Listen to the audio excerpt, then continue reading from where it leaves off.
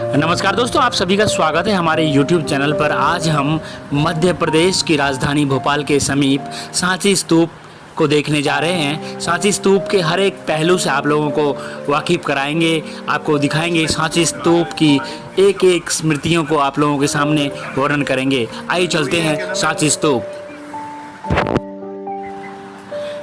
आप लोगों से हम सांची स्तूप के बारे में थोड़ा सा विवरण बता दें। सांची स्तूप भारत के मध्य प्रदेश राज्य के रायसेन जिले के सांची शहर में स्थित है। यह मध्य प्रदेश की राजधानी भोपाल से 46 किलोमीटर की दूरी पर है और विदिशा से 10 किलोमीटर दूर है। यहाँ पर बहुत सारे बौद्ध स्मारक हैं। इसे यूनेस्को द्वारा 1989 में विश्व धरोहर स्थल घोषित किया गया है। जी हाँ, सांची स्तूप को यूनेस्को ने विश्व धरोहर के रूप में भी घोषित किया हुआ है और यहाँ पर सैकड़ों की संख्या में लोग प्रत्येक दिन यहाँ आते हैं और सांची स्तूप का भ्रमण करते हैं और इसके इतिहास के बारे में रूबरू होते हैं।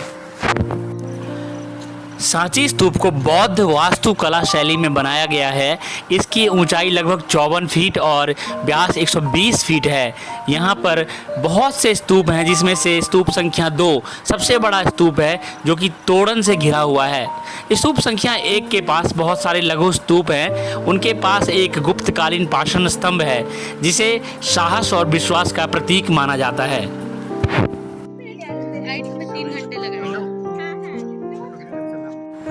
सांची स्तूप का जो गुंबद है वो एक ढोल रूप निर्माण के ऊपर गुंबद का निर्माण शुंग काल में किया गया था। यह गुंबद ऊपर से चपटा था और इस पर एक के ऊपर एक करके 3 छतरियां बनाई गई थी। ये छतरियां एक वर्गाकार मुंडेर के अंदर बनी हुई थी। इसके शिखर पर धर्म का प्रतीक विधि का चक्र लगा हुआ था।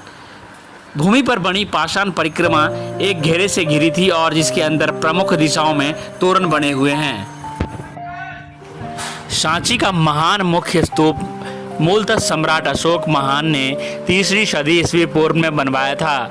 इसके केंद्र में एक अर्धगोलाकार ईंट निर्मित ढांचा था, जिसमें भगवान बुद्ध के कुछ अवशेष रखे थे।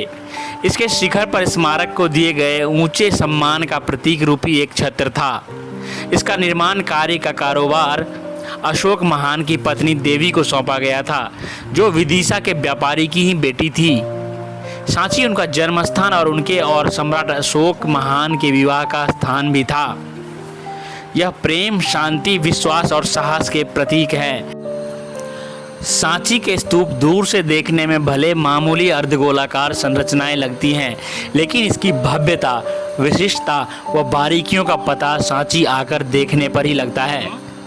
इसलिए देश दुनिया से बड़ी संख्या में बौद्ध मतावलंबी, पर्यटक, शोधार्थी, अध्येता इस बेमिसाल संरचना को देखने चले आते हैं। सांची के स्तूपों का निर्माण कई कालखंडों में हुआ, जिसे ईसा पूर्व 3री सदी से 12वीं सदी के मध्य माना गया है। ईसा पूर्व 483 में जब गौतम बुद्ध ने देह त्याग किया, तो उनके शरीर के अवशेषों पर अधिकार के लिए उनके अनुयायी राजा आपस में लड़ने झगड़ने लगे। अंत में एक बौद्ध संत ने समझा बुझाकर उनके शरीर के अवशेषों के हिस्सों को उनमें वितरित कर समाधान किया। इन्हें लेकर आरंभ में 8 स्तूपों का निर्माण हुआ और इस प्रकार गौतम बुद्ध के निर्वाण के बाद बौद्ध धर्म का प्रचार प्रसार इन स्तूपों को प्रतीक मानकर होने लगा। सांची की स्थापना बौद्ध धर्म व उसकी शिक्षा के प्रचार प्रसार में मौर्य काल के महान राजा अशोक का सबसे बड़ा योगदान रहा। बुद्ध का संदेश दुनिया तक पहुंचाने के लिए उन्होंने एक सुनियोजित योजना के तहत कार्य आरंभ किया। सर्वप्रथम उन्होंने बौद्ध धर्म को राजकीय प्रश्रय दिया। उन्होंने पुराने स्तूपों को खुदवाकर उनसे मिले अवशेषों के 84,000 भाग कर अपने राज्य सहित निकटवर्ती देश में भेजकर बड़ी संख्या में स्तूपों का निर्माण करवाया। सांची स्तूप पर वर्णित शिलालेख जो उसका अलग ही महत्व है। सातवाहन काल में बहुत से शिलालेख और शिल्प बने हैं, जो कि बुद्ध के जीवन से जुड़ी घटनाओं को दर्शाते हैं। बुद्ध को कभी भी मानव रूप में मेम नहीं दिखाया गया है, बल्कि कभी उनके घोड़े, कभी पदचिन्ह तो कभी बौद्ध वृक्ष को चबूतरे के माध्यम से उनके ऊपर बताया गया है।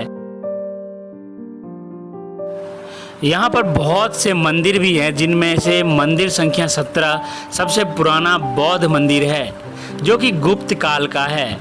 इसमें चपटी छत के वर्गाकार गर्भगृह में 4 स्तंभ और एक द्वार है।